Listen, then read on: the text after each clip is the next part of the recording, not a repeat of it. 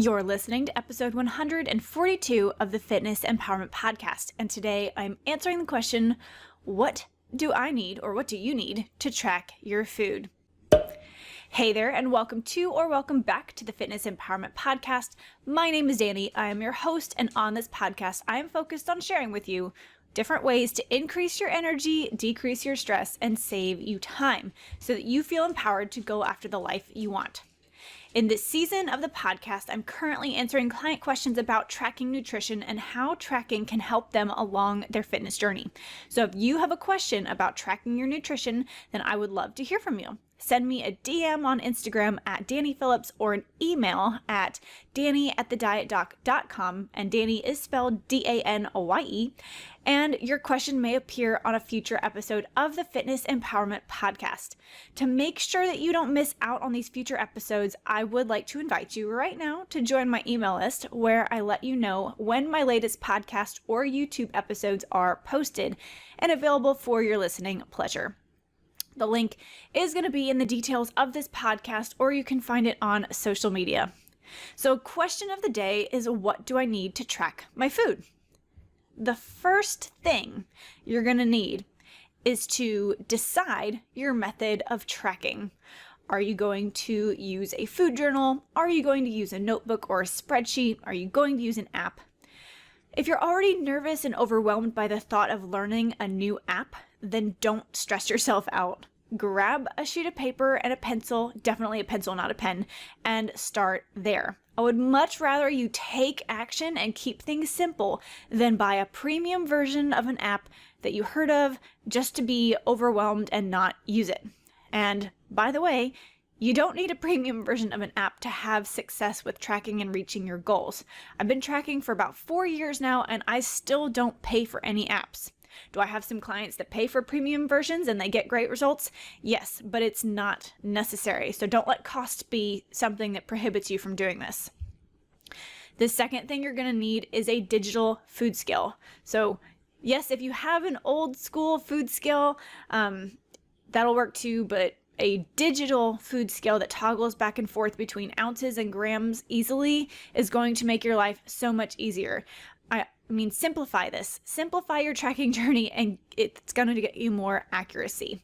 And if you want to go the extra mile, maybe get 2 digital food scales. I keep one in the house, and then when I was doing a lot of traveling for shows or just traveling out of town, because I like to travel, but I still wanted to stay on track with my goals. If I was prepping or dieting for something specific, I would have one food scale at the house and leave one in the car, or put one in my 6-pack bag, something like that. Leave it with you so that you can have a small one to travel with and a small one at the house. Now, the third thing that you're going to need is some sort of accountability. You need to tell people, friends, family, what you're doing. And no, not everybody, but someone that will kind of lovingly help you along your journey with a little motivation or understanding. If no one knows what the purpose of your tracking journey is or what your goals are, then it's going to be hard for them to support you and help you along that journey. If your partner, if your loved one doesn't understand why it's important for you to keep your food scale on the counter in plain sight, then they might put it away and throw you off your tracking game. Maybe your mom does the cooking and she doesn't know why you want to have a specific portion of protein or a specific portion of fats or carbs with each meal, then your tracking is not going to be accurate and you'll have a very difficult time reaching your goals. Okay, last but not least, these aren't mandatory, but I do find it is helpful to have about 5 to 7 blender bottles, like a shaker bottle that you can use for water or protein shakes throughout the day, etc. I think I have 7 or 8 maybe. I use 2 or 3 a day.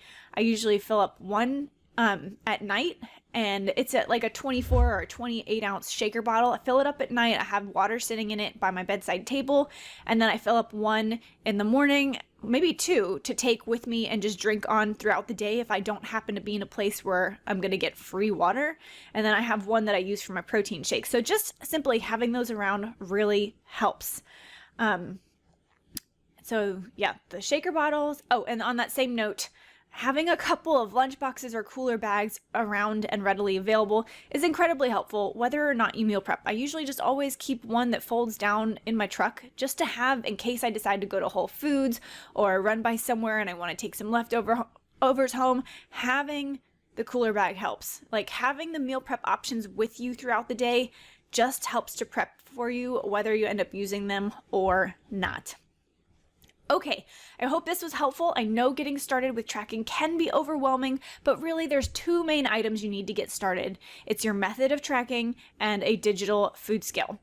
That is going to wrap us up for today. I would love to hear from you. I want you to tag me on Insta stories with pictures of your food journey or a digital food scale. So let me know if any of these tips were helpful and tag me in some of those tools that you get and let me know how your journey is going. The next question I'll be answering is, how do I track without an app?